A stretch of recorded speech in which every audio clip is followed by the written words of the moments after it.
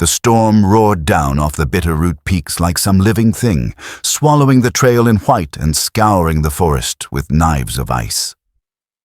Josiah Hartwell bent his massive frame against the wind, a giant of a man in a sweat-darkened sheepskin coat, or his brown cowboy hat pulled low over his brow. In his arms, he cradled a small bundle of rags and bones that had once been a child. The girl's bare feet dangled, blue-white and stiff as driftwood, leaving no prints on the hard-packed snow. Her head lolled against his chest, dark hair matted with ice. He could feel almost no weight to her at all, as if death had already started carrying her away. He didn't stop. His boots crashed through the drifts, his breath coming in ragged bursts of steam. Somewhere behind them, the sky rumbled and cracked with frozen thunder. Ahead, through the trees, a faint glow appeared. The single window of his cabin, its light like a candle in a tomb. He reached the porch, kicked the door open with his boot, and let the warm breath of firelight spill over them both. The sound of it was almost human, a sigh of welcome after a long exile. Inside the cabin smelled of pine smoke and tallow of long winters endured in silence. Josiah laid the girl on his bed because there was no other, and knelt beside her, his big hands trembling despite decades of steady work. Her lips were blue, her lashes crusted with ice. She wore only a torn calico dress, no coat, no shoes. Frostbite had already claimed color from her toes. He reached for the kettle on the stove, poured hot water into a basin, and began rubbing her feet with cloths warmed in his own hands. "Easy now, little bird," he muttered, his deep voice carrying the softness of a man, long unused to speaking to anyone at all. "You're safe. You're here." She didn't stir. Her breath came in shallow gasps, no deeper than a sigh. He tucked more blankets around her thin body, then sat back for a moment, staring at the fire.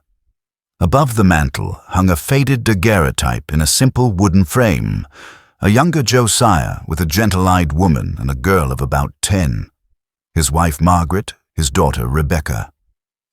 Influenza had taken them in one terrible week 3 winters ago, leaving him to this silent mountain exile. He'd built this cabin with his own hands, imagining laughter and bread baking, children at play in the yard. Now it stood as a monument to what he'd lost. He forced his eyes away from the picture and back to the living child before him. He had found her on the logging trail 3 miles from town, a small shape half buried in snow, like a forgotten bundle of kindling. When he had lifted her into his arms, her head had rolled back, and he'd seen the purpled mark of a man's fist fading on her cheek. Even then she hadn't made a sound. He stoked the fire higher, adding split pine until the flames leapt and cracked.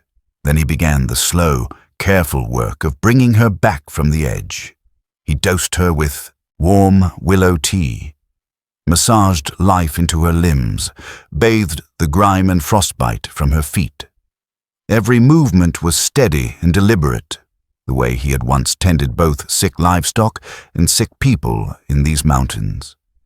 It had been years since his hands had touched anyone human, but the memory of care came back as naturally as breathing. Hours passed. Outside, the blizzard battered the cabin walls. Inside, the fire burned down to embers, and he built it up again. At midnight, her fever spiked, and he found himself pacing the floor like a father once more, spooning broth into her mouth, murmuring words he hadn't spoken aloud since Rebecca's last night. Once, he thought she stopped breathing altogether, and his heart clenched with a panic he had believed buried with his family. He bent low over her, whispering prayers into her cold hair. "You hold on, little bird," he said fiercely. "You hold on." Sometime near dawn, the fever broke. She lay still, but her breathing deepened, each rise of her small chest of victory. Josiah slumped into a chair beside the bed, exhaustion weighing him down. He dozed in snatches, waking every few minutes to touch her forehead to be sure she was still there. When the sun finally crested the peaks, it poured through the frosted window pane, turning the cabin walls to gold. The wind had died, leaving a silence so deep he could hear his own heartbeat. The child lay under his thick wool blankets, her hair spread dark across the pillow. She looked impossibly small in his bed, as if she might disappear between one blink and the next. But her skin now held a faint flush, and her breath came steady. Josiah rose, joint stiff, and poured himself coffee. He kept glancing at her as he sipped, remembering another child's face, brown eyes bright with fever, hand clutching at his shirt as she slipped away. He had failed then. He would not fail now. As he turned back from the stove, he saw her eyes flutter open, slow as a butterfly testing its wings. They were brown, large and solemn, far too old for 7 years. She stared at him without flinching, as if measuring him against some private scale. He set his cup aside and moved closer, lowering his big frame into the chair beside her. "You're awake," he said quietly. "You gave me quite a scare." Her lips parted, dry and cracked. When she spoke, her voice was a rasp of air. "Am I dead?" The question hit him like a hammer. He leaned forward, resting his forearms on his knees. "No, child. You're alive. You're safe." For a long moment they just looked at each other, the giant cowboy and the little girl, the fire whispering between them. Outside, the storm had passed, leaving the world wrapped in ice and silence. Inside, something new trembled on the edge of being born, something that felt like purpose, like hope, like the beginning of a story neither of them could yet imagine. And somewhere far off, on a snow-choked road, a whiskey trader named Vernon Cass rode, away from the child he had abandoned, believing he had ended a burden. He had no idea what he had set in motion. The fever didn't let go easy. For 3 days and nights, Josiah Hartwell stayed close to the girl, rarely leaving her side except to stoke the fire or fetch water. Snow still piled high against the cabin walls, the wind shrieking like a widow in mourning, but inside was another kind of storm. Quiet, burning, relentless. He kept the child swaddled in wool and cotton, her limbs tucked tight beneath the thick patchwork quilt his late wife had made from scraps of old dresses and shirts. That quilt had once warmed his family. Now, it cradled what might be the only fragile flame left in his hollowed-out life. He wiped sweat from the girl's brow, coaxed warm broth past her cracked lips, and rubbed her legs and feet to keep blood moving through them. When the fever spiked, she tossed and whimpered, words tumbling from her in a broken stream. "Don't, no more hitting. I'll be good. Please, Daddy, don't leave me." Each word cut deeper than the last. Josiah didn't answer. He just soaked another rag in cold creek water and pressed it gently to her neck. On the second night, while the wind screamed beyond the logs, he dozed with his elbows on the bed frame. In his half-sleep, he dreamed of Rebecca, his daughter, lost 3 winters before, calling to him across a white field. He couldn't reach her, couldn't run. His feet were buried in snow. She was slipping away again, her voice fading. He jerked awake. The girl was staring at him. Her eyes were wide and wary, pupils black as coal, but she was awake. Josiah sat upright, blinking sleep from his mind. "You're all right," he said softly. "You're safe now." The girl didn't speak. Her face was pale and drawn, bruised beneath the eyes, but she watched him like a cornered doe. "What's your name?" he asked. She licked her lips. "Rosalie." It came out hoarse, but firm. "Well, Rosalie, I'm Josiah. You're in my home. I found you out in the woods, half frozen." She blinked slowly. "Am I staying?" He hesitated. "For now. Until you're strong again." She said nothing more, only curled tighter beneath the quilt, eyes drifting closed once more. But the question lingered. In the stillness that followed, Josiah rose and walked to the fire. The pot on the stove bubbled gently, rabbit and barley flavored with dried herbs. He ladled some into a tin bowl, blew on it, and brought it back to the bedside. When she woke again an hour later, he coaxed 3 spoonfuls into her. She didn't thank him. She just nodded like she was used to earning every act of mercy. That night, while she slept, Josiah took out the small wooden box he hadn't opened in a year. Inside were pieces of a life long gone: a girl's ribbon, a baby's silver rattle, a Bible with torn pages, a pocket watch engraved with his initials and the date of his wedding. He turned the watch over in his hand. It had stopped the night Margaret died. He hadn't wound it since. But now, he did. The next morning, Rosalie sat up in bed for the first time, her body still fragile, but her eyes clearer. "I'm not supposed to talk to strangers," she said flatly, staring at the bowl of stew he'd placed in her lap. Josiah chuckled quietly. "That's wise. But I reckon after 3 days under my roof, I'm less a stranger than most." She didn't smile. "My daddy says nobody helps for free." "Does he?" Josiah replied. He folded his arms and leaned against the wall. "Well, I ain't nobody." She paused. "He said I'm always breaking things. That's why he had to leave me behind." Josiah's hands tightened into fists. She looked up sharply like she was expecting to be hit. He saw her flinch. Barely, but enough. "You didn't break anything, Rosalie," he said. "You're not broken either." Her lip trembled. She pulled the quilt tighter and whispered, "He said the law was after him, said I slowed him down." "Your daddy," Josiah said slowly. "What's his name?" "Vernon Cass. He sells bottles and guns to bad people." She looked away. "He said we had to leave Ma in the river, said she was already cold." Josiah stared into the fire. Vernon Cass. The name had a foul ring to it. Familiar. A drifter, liquor runner. Mean as a copperhead. Rumor had it he'd killed a deputy once, but nothing stuck. Now he'd abandoned his own daughter in the wilderness like a sack of spoiled grain. Rosalie spoke again, voice like paper tearing. "He said if I told anybody, they'd hang me too." Josiah knelt beside her.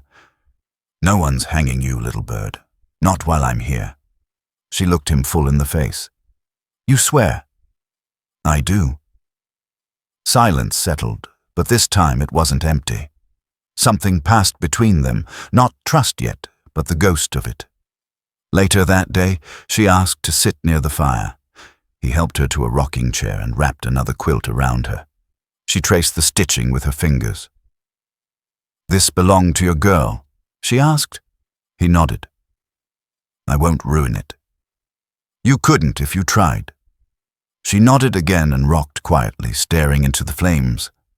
"I had a doll once. Ma made it from corn husks. Vernon threw it in the fire when he was drunk." Josiah said nothing. There was nothing to say. That night, after she fell asleep in the rocker, he carried her back to the bed. Tucked the quilt tight. The wind had stilled, the air outside softening with the promise of thaw. Spring was weeks away, but the worst of winter had passed. He stood by the fire for a long time, watching embers glow orange in the dim. The pocket watch ticked in his coat, wound for the first time in 3 years. He hadn't asked for this, hadn't asked for her, but here she was. He walked to the bedside, knelt, brushed a curl from her brow. "You're safe now, little bird," he whispered. Outside the window, the moon rose over the snow-covered pines, and far off, in the direction of the Copper Falls Pass, the distant silhouette of a man on horseback paused to light a cigar. Vernon Cass didn't yet know his daughter had lived, but he would. The snow began to retreat in patches, first at the base of the trees, then along the creek where sunlight kissed the stones bare. The hush of winter gave way to dripping branches and the creak of thawing logs. Life stirred beneath the crusted earth, and in a cabin deep in the Montana woods, life stirred between 2 souls as well. Rosalie had survived, but survival wasn't the same as living. She still flinched at sudden movement, still apologized for things she hadn't done. When she dropped a spoon or bumped the chair leg, her shoulders braced for impact that never came. Josiah noticed, He noticed everything. He didn't raise his voice, not once. When she panicked, he offered silence. When she shrank, he knelt to her height and let her find her way back to calm. There was something sacred about earning her trust, not through grand gestures, but through the slow, steady beat of consistency. Each morning he made 2 bowls of mush instead of 1. Each evening he lit a second lantern. One morning after the snow began to melt, he brought in a bundle of kindling and set it on the floor. "Today," he said, "you learn fire." Rosalie blinked at him from behind the blanket, knees pulled to her chest. "I'm not allowed. Fire's dangerous." "That's why you learn it right." She hesitated. "He said I'd burn the place down. He said I'm too slow." Josiah crouched beside the stove, struck a match, and held it to the pine curls.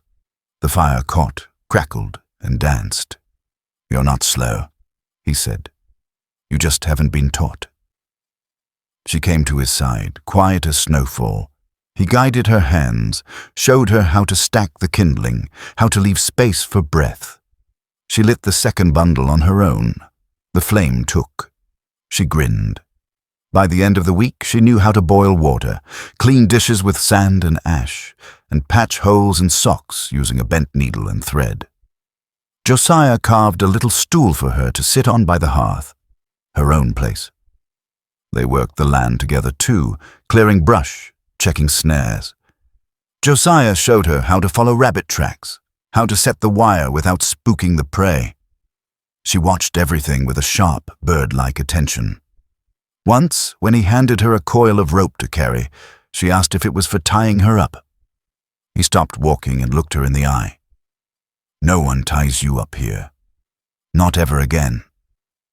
She nodded, though her lip trembled, and she held the rope with both hands, like it was something holy. That night, Josiah brought out his carving knife and a block of cedar he'd been saving since last spring. By the light of the oil lamp, he shaped it slowly, whittling the grain into curves and lines. Rosalie watched from her, caught, not speaking, but he could feel her gaze. When he finished, he handed her the result, a small horse with thick legs and a strong neck. "For you," he said, "a trail pony." She took it in both hands. "It's mine," he nodded. "Made it with you in mind. Solid, doesn't spook easy." She stared down at it for a long time, as if afraid it might vanish. Then she clutched it to her chest. "I never had a toy," she whispered. "Well, now you do." The next morning she rose early, dressed herself, and stood by the door with the little wooden horse in one hand and her boots in the other. "I'm ready," she said. "Ready for what?" Josiah asked. "To learn more. I want to be strong." He looked at her, sunlight catching on the rim of her cheek. There was dirt on her chin, a bruise still fading under her eye. But she stood tall. She was no longer just surviving. She was claiming space in the world. He nodded. "All right then. Let's start with reading a map." In the following days, he taught her to read compass points, understand topography. She learned the names of trees and edible plants. He even let her lead one short trail out to the creek and back again. She kept the pace, held her head high, and didn't once apologize. Still there were shadows. Sometimes in her sleep she'd cry out. Other times she'd go silent when he asked about her past. Josiah didn't push. He knew wounds like that healed crooked, and only with time. One evening, as twilight bled into the snowbanks, they stood together outside the cabin. The snow had melted into patches of mud, and shoots of green peeked from the cold soil. The pine trees swayed gently, their needles whispering of spring. Josiah folded his arms, watching the horizon. "This'll be your first spring up here." She glanced up at him. "Do they always come this slow?" "Only the good ones." She smiled, small and secret. He crouched beside her, his knees cracking. "Rosalie, I don't want to send you back to any place where you'll get hurt. I can't do that." She looked away, eyes glinting in the fading light. "I want to stay," she said, "but not because I'm weak." He waited. "I want to be strong here. With you." His heart moved in his chest, not fast, but deep. "Then you'll stay." She reached out and took his hand. It was calloused and huge. Hers was small and scarred. They fit. Inside, the fire waited. The little wooden horse rested on her stool. The air smelled of pine sap and baked beans. The last of the snow fell from the roof with a soft thud. Somewhere far off, a bird sang. And just past the ridgeline, in a clearing full of meltwater and crows, someone found the charred remains of a corn whiskey, still, burned, blackened, and very recently destroyed. The man who found it muttered a curse, mounted his horse, and rode east to deliver word. The mountain was no longer sleeping. The road down to Copper Falls wound like a pale ribbon between black pines. Snow still clung to the higher ridges, but in the valley the ice had broken into puddles and the earth smelled of thaw. Josiah rode ahead on his big roan, a pack mule trailing behind with bundles of pelts. Rosalie kept close on a smaller bay, her braid tucked under a wide-brimmed hat, wearing the sturdy boy's clothes Josiah had bought her. She had practiced for weeks on the trails near the cabin, but this was her first time riding into town. She said little, only nodded when Josiah reminded her to keep her eyes open. He could feel her tension like a live wire, her spine too straight, her gloved hands tight on the reins. "Remember," he said gently, "you're my ward. Folks ask, you lost your folks to fever? That's all." She nodded, jaw set. The town rose from the bend in the river, no more than 24 buildings, a trading post with a sagging porch, a saloon with faded paint and swinging doors, a blacksmith hammering at an anvil in the open air. For Josiah, it was routine. For Rosalie, it was the first real cluster of strangers she'd seen since that night in the snow. The noise, the smells of smoke and horses and unwashed bodies, all of it pressed against her like a tide. Inside the general store, Pike Morgan greeted Josiah with a nod, sizing up the furs with a merchant's eye. "Good winter," Pike said. "Traps must have been heavy." "Productive enough," Josiah replied, untying the bundles. "Need flour, sugar, salt. Need clothes for the boy, too?" Pike glanced at Rosalie. "That your helper?" "My ward," Josiah said evenly. "Name's Rose." Pike's expression softened in the way adults often did when they thought a child was unremarkable. "Pleasure, boy. You stick with Hartwell here. You'll learn how to live proper." Rosalie murmured something polite and slipped away between the aisles while the men haggled. She moved past shelves lined with jars of preserves and bolts of cloth, her fingers brushing objects she hadn't touched in months. The smell of coffee, the glint of tinware. She almost felt normal until she rounded the corner near the back wall. The poster stopped her cold. It was tacked to a rough pine board between handbills for patent medicine and a notice about spring cattle auctions. The sketch was crude but unmistakable. Those hard eyes, the cruel set of the mouth. The bold letters screamed, "Vernon Cass, wanted for murder, armed robbery, assault, reward, $500 dead or alive." The room tilted. Her breath came short. The taste of copper filled her mouth, and before she realized what she was doing, she staggered toward the back door, her stomach heaving. Outside, she bent double on the wooden steps, retching until nothing came. The sun glared bright off the melting snow, but she felt only cold, a familiar, biting cold that reached up from old memories. She saw again the wagon wheels, the snow under her bare feet, the back of his coat as he climbed up and drove away. Inside, Josiah's voice rose, low but sharp, then footsteps crossed the floor. He came out onto the porch and crouched beside her. "Rose," he said quietly, "look at me." She kept her face in her hands. He didn't touch her, just waited until she raised her head. "You saw something," he said. She nodded, shuddering. "Him. My father. He's..." He's here." Josiah followed her gaze back through the store's window and saw the poster. His jaw tightened. He stood, went back inside, and returned a moment later with a paper sack of supplies and a grim look. "Pike," he asked, "that poster, how long's it been up?" The storekeeper ambled over. "Couple months. Fella's bad news. Killed a family down in Helena for a handful of dollars. Shot the man right in front of his wife and children, then killed them too when they started screaming. Him and his gang are running out of McKinnon Post these days. No law out that far." Rosalie made a small, choked sound. Pike glanced at her with mild concern. "Boy's looking mighty pale. Something wrong?" "Long ride from the mountains," Josiah said quickly, resting a hand on her shoulder. "We're just tired." She stumbled to her feet, clutching the railing for balance. "I need air," she whispered. "Go on then," Josiah said softly.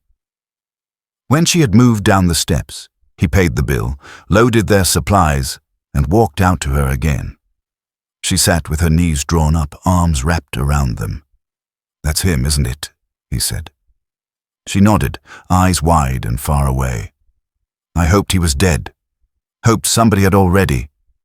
Her voice failed. Josiah stared at the muddy street. The wind rattled a loose shutter somewhere. "Pike says he's got a gang now. 8, maybe 9 men. They've been terrorizing settlers all through the territory." Rosalie pressed her face against her knees. "He's killed children," she whispered. "That poster said he killed children." "Yes," Josiah said quietly. For a long time neither spoke. Wagons rolled past. A dog barked down by the river. Finally Rosalie lifted her head and turned to him. Her cheeks were blotched red, her lips pale, but her eyes burned. "How many more families will he destroy while we wait?" she asked. "How many more children will die because no one stops him?" The question hung between them. Josiah had been thinking the same thing since the moment he saw the poster. "What are you suggesting?" he asked carefully.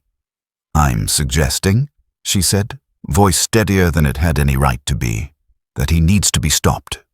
He searched her face. In her expression he saw the scared child he'd rescued, and beside her, like a double exposure, the young woman she might become, harder but unbroken. "Once you start down that road, Rose," he said quietly, "there's no going back." She stared past him at the poster still fluttering in the draft from the door. "I started down it the night he left me in the snow." Somewhere inside the store, a door slammed. The sound made her flinch, but she didn't look away from Josiah. "He needs to be stopped," she repeated, and this time there was no tremor in her voice at all. Far out on the empty road west of town, where the prairie rolled toward the abandoned McKinnon Post, a rider appeared for an instant on the horizon, then vanished into the haze. By the time the ice left the river and Green returned to the hollows, Rosalie was no longer the same girl who had trembled at the sound of footsteps on the porch. There was a new set to her shoulders, a steady sharpness in her gaze. Spring hadn't just thawed the ground. It had awakened something deeper in her. Josiah saw it. He didn't rush her. He didn't need to. They returned from Copper Falls in silence, the weight of the wanted poster folded in Josiah's coat pocket like a buried secret. But the words she'd said, "He needs to be stopped," echoed between them like a vow. And Josiah knew deep down she meant every syllable. The first morning back, she came to him while he was sharpening his skinning knife on the porch rail. "I want you to teach me everything," she said plainly. "Not just maps and traps. I want to learn what you know, all of it." He looked up slowly. "That's a hard road, Rose." She didn't flinch. So was mine. They started the next day. At dawn, she ran the trail behind the cabin. At noon, she practiced balance with sacks of flour across her shoulders. At dusk, Josiah taught her to strike with her palms, not her fists, to move with her hips and knees, not just arms. His lessons were quiet, methodical, and relentless. Not violence for its own sake, but control. precision, purpose. He set up games of observation, a boot print hidden under pine needles, a snapped twig 3 feet off the ground. "What do you see?" he asked, and she'd squint at the trees, then reply, "A man on horseback, dismounted to check his cinch strap, left-handed from the drag on the buckle." It was eerie how fast she learned. Josiah had seen grown men take weeks to read trail sign properly. Rosalie picked up in days what most took months to master, not because she enjoyed it, but because she understood the stakes. Her lessons came from necessity. The wild had always been part of her language. Now she was finally allowed to speak it. She wasn't strong, not yet, but she was wiry, fast, and sharp as a flint edge. He built a training dummy from straw and old shirts, propped it on a stump. She practiced sneaking up on it without snapping a twig or shifting gravel. She approached from windward and leeward, barefoot and in boots. Josiah corrected her stance with a word here, a nudge there. No lectures, no praise, only progress. Some days she fell asleep before dinner, curled near the hearth with her wooden horse tucked in her arms. Josiah would carry her to bed without a sound. Other nights they sat up late, going over topographical maps or case notes from Josiah's years as a federal scout, a life she never knew he'd lived. "You were law once?" she asked. He poured coffee into a tin mug. "Briefly, before the flu took everything, before I buried the badge." "Why'd you quit?" He sipped. "Because no one listened, and I got tired of burying good people." She nodded like she understood. She probably did. By the 3rd week, he brought out a saddlebag full of yellowed papers, records of sightings, raid patterns, and witness sketches, all tied to Vernon Cass and his men. He showed her the points of contact, remote cabins robbed in the night, traveling merchants found dead along the McKinnon Trail, cattle stolen from a widow's ranch in 5 Forks. She traced her finger across the map, then tapped it twice. "Here, this is where he's headed next." Josiah raised a brow. "How do you know?"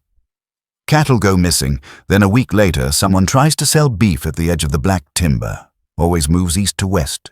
He's running a circuit. He'll hit this trail here within 10 days. He stared at her. "You sure?" She nodded. "You said think like the hunted." "I am the hunted." A chill passed through him that had nothing to do with the mountain breeze. That night, as the fire cracked low and coyotes yipped in the hills, Josiah pulled a canvas bundle from the back of his old wardrobe. Inside was a lockbox. Inside the lockbox, a Colt Navy revolver wrapped in oilcloth and a worn badge that hadn't seen light in almost a decade. He held the badge in one hand, the pistol in the other. Then, without speaking, he handed the revolver to Rosalie. She took it gently, like a relic. "Are we going to shoot him?" "No," Josiah said. "We're going to outsmart him. Violence is his game, ours is something else." "What then?" "A trap. One he won't see coming." They talked late into the night, outlining what they would need. People, timing, distance, law. Rosalie scribbled ideas on the back of Josiah's old maps. At one point she said, "What if he doesn't remember me?" Josiah looked up from the fire. "He will." Rosalie stared at the flames, hands folded in her lap. Her face, still so young, was lit with a kind of fire no warmth could dim. "When do we start hunting him for real?" she asked. Josiah didn't answer right away, but he didn't say no. The trail to McKinnon Post was more bone than flesh now.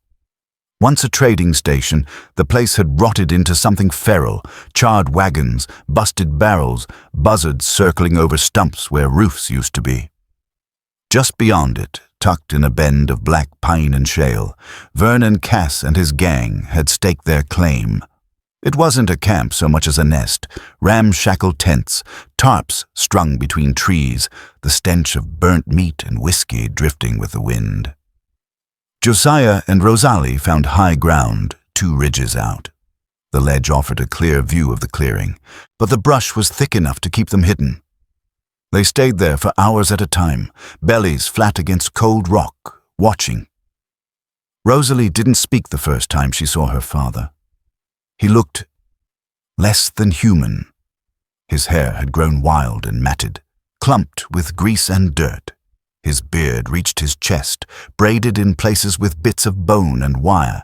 His eyes, even at distance, held a madness that was hard to look at. He barked orders, threw punches, laughed at things no one else found funny. He moved like a man possessed, jumpy, volatile, always scanning the trees like he could feel death breathing on his neck. She watched him for 15 minutes without blinking. Then she leaned back behind the rocks and vomited into her sleeve. Josiah said nothing. He handed her a canteen and turned away to give her dignity. "I thought," she said after a long time, voice dry as paper, "I thought I'd feel something, like fear, or hope. But it's just a thing. He's a thing in a man's skin." Josiah met her eyes. "That's how the worst of them end up. They rot from the inside." She nodded slowly. "He doesn't remember what love is." They spent the next 2 weeks watching the camp, learning the rhythms, the weak points. There were 9 men, then 7, then 6, when 2 left after a fight over stolen coin. Josiah tracked their routes in and out, marked every supply run, every blind spot. At night, by lantern glow in the abandoned cabin they'd claimed as a base, they began laying the real plan. "We can't face them head on," Josiah said, smoothing out a pencil sketch of the camp's layout. "They've got firepower, numbers, and if you're there, he'll recognize you. He might not wait to talk." Rosalie picked at a splinter on the table. "So we break them from the inside, one by one." "How?" "We sow rot, like he sowed in me." She laid out the idea first like a whisper, but it bloomed quickly into something sharper.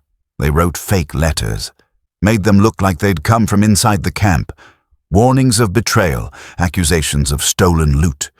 They slipped them into bedrolls while the gang slept, carried in by shadows and timing. They left behind silver coins stamped with a rival gang's crest, planted in saddlebags. They stole whiskey, then replaced it 2 days later to raise questions. And it worked. The men started arguing louder, moving apart, sleeping with one eye open. On the 8th night, Rosalie found a hollow tree near the camp. She carved 2 words into the bark with Josiah's hunting knife. "I remember." The next day, Vernon woke up shouting. "Who did this?" he bellowed, staggering into camp with the knife in his hand, froth in his beard. "Which one of you's playing games with me? You think I don't see you whispering? You think I'm stupid?" The others backed away. One tried to speak. Vernon shot him through the throat without blinking. "Was it you, Lane?" he snarled at a tall man near the fire. "You and your yellow-bellied letters?" Lane raised his hands, stammered something about loyalty, but Vernon shot him too, twice, once in the gut, once in the heart. By then, the rest were scattering. Some grabbed rifles, others ran for cover. The third man, a scrawny one who'd always stood a little too close to the horses, tried to run. Vernon shot him in the back as he fled, the bullet punching through lung and spine. Rosalie watched it all through her spyglass. Her hands didn't shake. "He's unraveling," she said. "He's scared. That's new." Josiah didn't answer at first. When he did, it was low. Fear makes monsters sloppy. Rosalie lowered the glass, eyes steady. "Then we keep pushing," she said, "until he's all alone." She didn't flinch when the last of the screams died out, didn't look away when the other men dragged the bodies toward the ravine. She just traced her finger across the camp layout and said, "That's where we plant the next letter." Josiah looked at her, really looked, and wondered if the girl he'd pulled from the snow still existed, or if she'd become something forged, like steel from fire. Below them, Vernon paced like a beast in a cage, muttering to himself, revolver dangling from one hand. By nightfall, only 3 men stayed in the camp, and Vernon's muttering had turned to growling.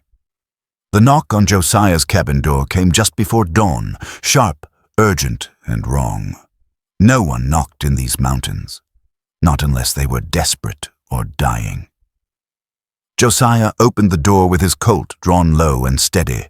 A man stumbled in, coat torn, face bleeding from a gash over his eyebrow. Mud streaked up both legs, and his hands were shaking so bad he couldn't hold the bundle he clutched to his chest. "Name's Tom Bradley," the man gasped. "From Morrison." Rosalie appeared behind Josiah, rubbing her eyes, barefoot. Josiah stepped forward and caught the man under the arm before he collapsed. "Inside," Josiah said. "Slow down. What happened?" Tom didn't speak. He just handed over the blood-stained envelope and sagged against the wall. Josiah peeled it open with a pocket knife, unfolded the paper. Rosalie read over his shoulder. The handwriting was jagged, all caps, smeared at the edges like it had been written in fury. "You think I don't see what you're doing? You think I'm stupid? I burn the whole town. I burn the schoolhouse. I take what's mine. They all pay. Unless someone faces me by sundown. It wasn't signed. It didn't have to be."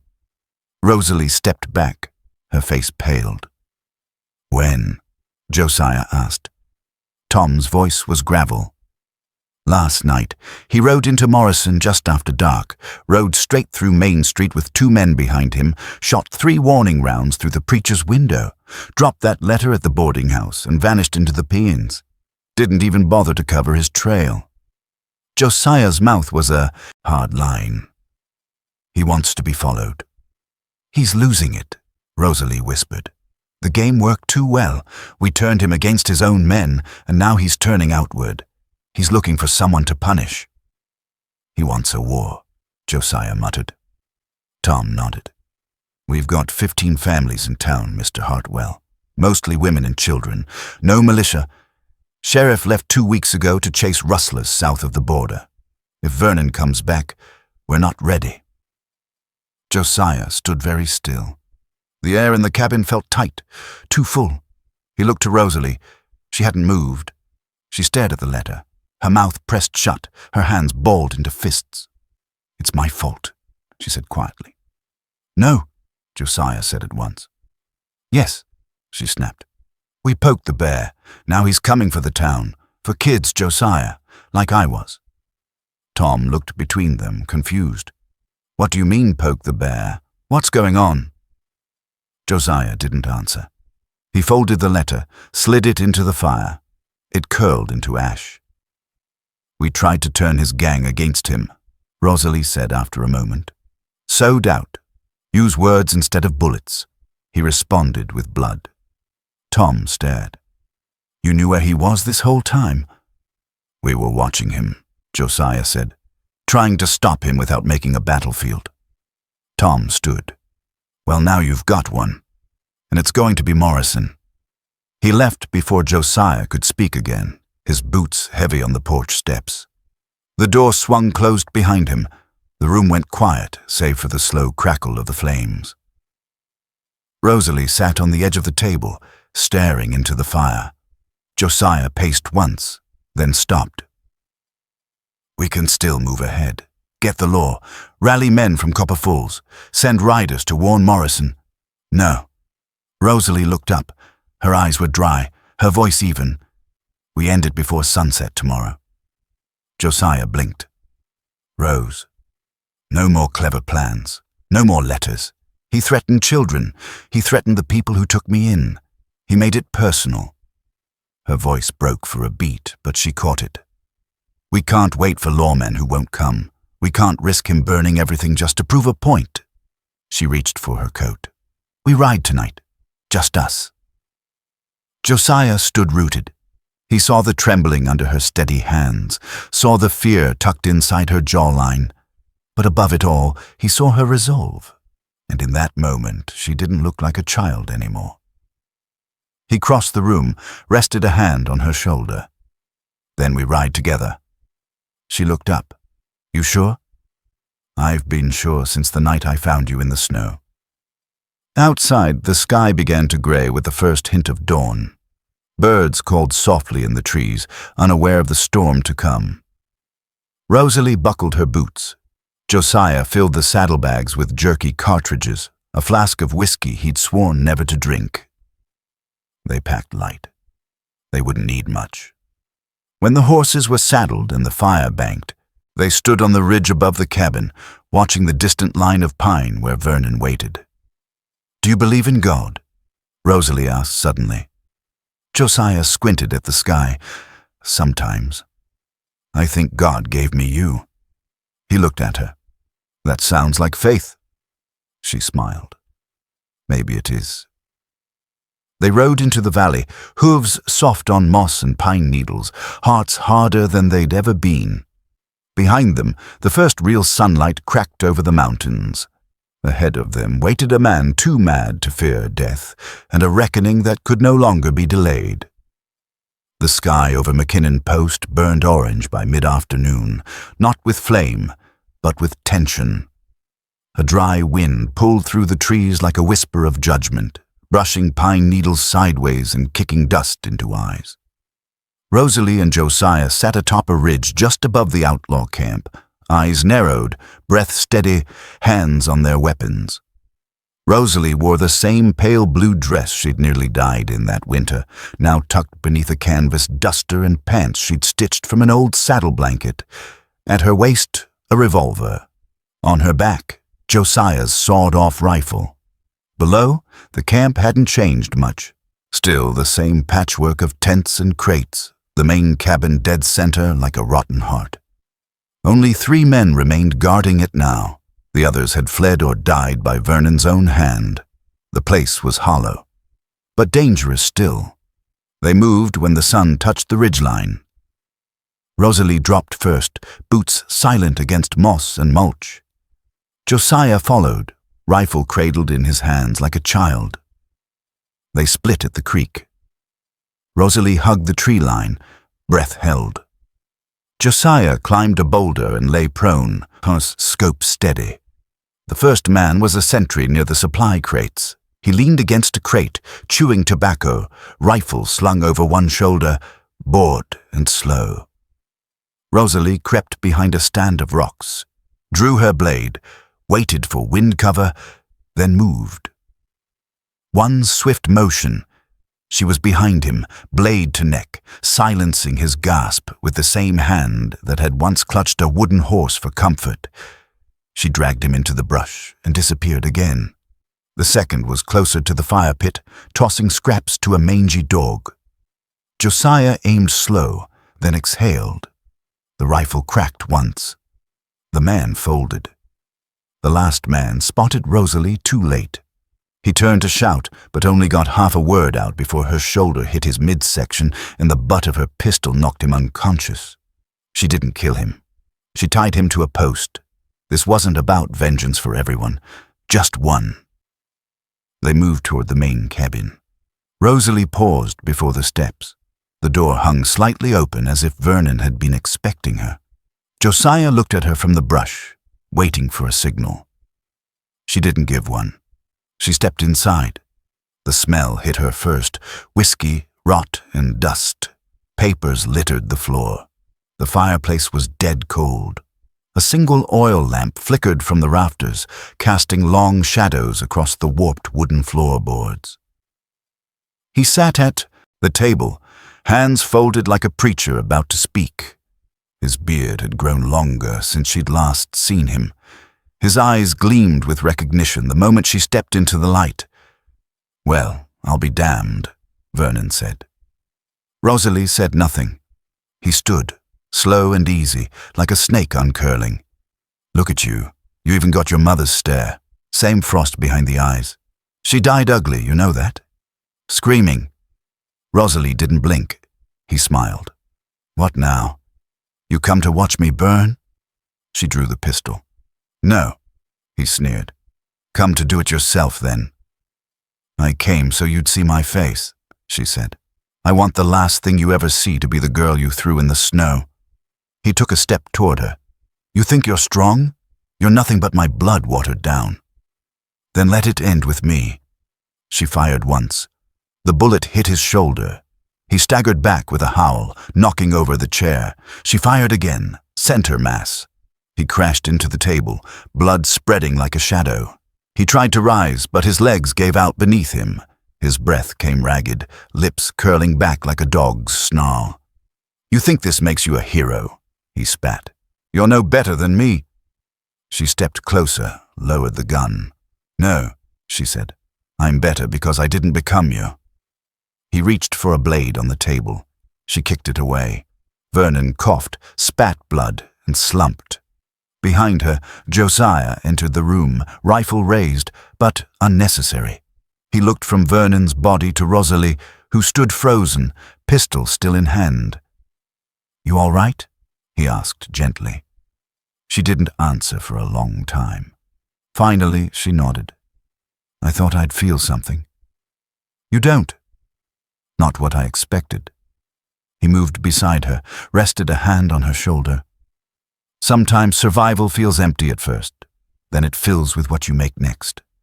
She looked up at him. What do we make next? We bury him. They burned the camp that night. Not in rage, in cleansing. Flames licked at the pine sky like tongues of truth, smoke curling into the stars above. They left the ashes behind. In the morning, with the mountains quiet and the wind no longer carrying Vernon's name, Rosalie packed her saddlebag and looked toward the east trail. Josiah waited beside his horse. She climbed into the saddle, straight-backed, steady-eyed. Josiah handed her the reins. Ready? She nodded. For the first time in my life, she said, I'm not afraid of where the road leads. They rode out under a sky-streaked gold with firelight and something like peace. But Rosalie didn't look back. There was nothing left behind her worth seeing. Ahead, there was everything. The cabin walls still smoked when Josiah found her kneeling in the dirt, fingers pressed to her ribs. Let me see, he said quietly. Rosalie didn't argue. She unbuttoned the torn fabric of her shirt, revealing a bruise blooming violet across her left side, where Vernon had slammed her into the wall just before she pulled the trigger. It wasn't broken, but it would ache for days. Josiah wrapped her gently, his rough hands practiced from years of dealing with wild things that couldn't speak pain. She winced once, but didn't cry out. You're tougher than most men I've known, he said as he tied the last knot. She gave a small smile. You've only known mountain men and mules. He chuckled just once. Then they both turned back toward what remained of Vernon's world. It wasn't much. They dragged his body out of the cabin and buried it beneath the pine where he used to whip his horses. Josiah didn't mark the grave. Rosalie didn't speak a word over it. Some men didn't earn prayers, even from their own blood. They moved through the remnants of the camp like pale ghosts.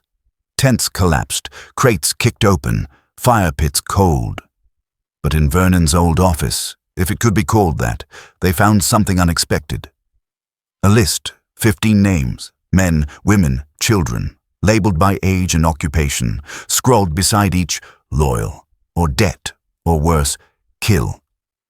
Rosalie stared at the paper for a long time. He kept score, she whispered. Josiah folded it, tucked it into his coat. We'll deliver it to the marshal. Morrison needs to know how close it came. They burned everything else. Josiah poured kerosene over the canvas tents and stacked furniture inside the main cabin. Rosalie lit the match herself and tossed it onto the oil-soaked floor. Fire caught fast, bright against the gathering dusk. Flames licked the door frames, then climbed the walls like judgment. She stood beside Josiah, watching the smoke curl into the reddening sky. Is it wrong, she said after a long silence, to feel clean after something so ugly? He didn't answer for a while. Then, sometimes justice and mercy come from the same fire. The heat washed over them like a wave. When it was done, when every plank, every letter, every nail had turned to ember, they turned their horses toward the east, Rosalie glanced back only once, just long enough to make sure nothing remained. The path ahead was quiet. They didn't speak until the ridge crested, revealing the valley below bathed in red-gold light. "I used to think I'd die in that snow," she said. "That day you found me. I thought I might die from the silence," Josiah replied. She looked at him. "Do you think—" Her voice caught, then steadied. "If my mother was alive, do you think she'd recognize me now?" He studied her. How her shoulders squared now, how her hands no longer trembled, how there was something fierce in her gaze, but not hard. Something pure, like steel forged right. "I think," he said slowly, "she'd be proud of the woman you've become. And if she didn't recognize your face, she'd know your heart." Rosalie nodded, eyes glistening. "I hope so." They rode in silence. For another mile. Below them, the world stretched wide and waiting. Mountains watched from a distance, silent sentinels. The wind was cool, but not cruel. Somewhere ahead was Morrison.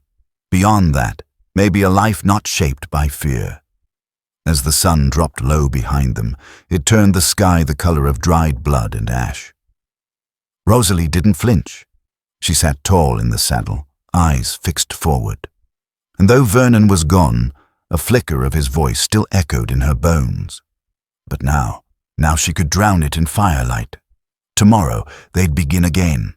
Tonight they let the past burn. The cabin stood just as they'd left it, low-slung, weather-worn, smelling of pine smoke and old leather. But something in the air had shifted. Maybe it was the way Rosalie stepped through the door without flinching, or the way Josiah moved slower, as if each footstep now held more meaning than weight. Bradley had already come and gone. They found his saddlebag beside the hearth with a folded note inside. Josiah read it aloud while Rosalie unpacked the trail gear. "Mr. Hartwell, what you did saved more lives than you know. The town is talking, and for once it's not in whispers. You gave us courage, you and the girl. If there's ever a time you need help, you won't ride alone. God keep you both, Tom Bradley." Rosalie said nothing, just quietly added the letter to the shelf beside a faded Bible and the iron key Josiah never used anymore. Later, she spread the quilt across the cot, the same patchwork one she'd once nearly died beneath. The stitches Josiah had repaired in the dark of winter now rested under her hands, warm and solid. It no longer looked like a relic. It looked like a promise. "Are you sure?" Josiah asked that night, as the fire crackled low. "You could go to Morrison. They've got a schoolhouse now. Books. People your age." Rosalie poked the fire with a stick and shrugged. "I'll visit. But this is where I was saved, where I became me. I want to learn more. Hunt better. Help others if I can."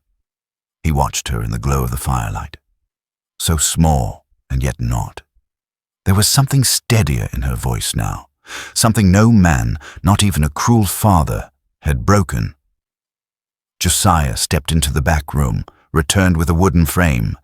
He'd carved it himself from cedar and spent 3 days oiling it smooth. Inside were 3 photographs. 1, his wife and daughter, faded but bright-eyed. 2, a new photo, taken in Copper Falls just a week ago, Rosalie in her blue dress, a hawk feather in her braid, smiling with a hint of teeth. And between them, a space. Rosalie tilted her head. "That one for someone else?" "No," Josiah said, placing the frame on the mantel. "That one's for whoever we save next." She smiled at that, a slow curling thing. Morning came soft. Birds stirred in the trees, the air rich with loam and pine. Josiah brewed coffee. Rosalie sat with a pencil and notepad, copying Latin plant names from an old ranger's guidebook. She paused once, staring out the window, watching the wind ruffle the edge of the quilt drying on the line. "You ever think it'll happen again?" she asked. "What?" "Someone needing us." Josiah didn't look up. "I think it's only a matter of time." Rosalie nodded. Then we keep the fire ready. If someone calls for help again, we answer. Outside, the cabin stood firm against the shifting light. Not perfect, not untouched, but whole. And somewhere beyond the trees, beyond the ridges and shadows, another voice might rise. Another soul might wander too far, fall too deep, cry too late. And when that happened, someone would be listening. The West had always been wild, but now it had keepers. Share your own late love story below, or tell us who helped you through the dark. Subscribe to Western Legacy and follow the journey, because second chances still ride in from the mountain, just when we need them most.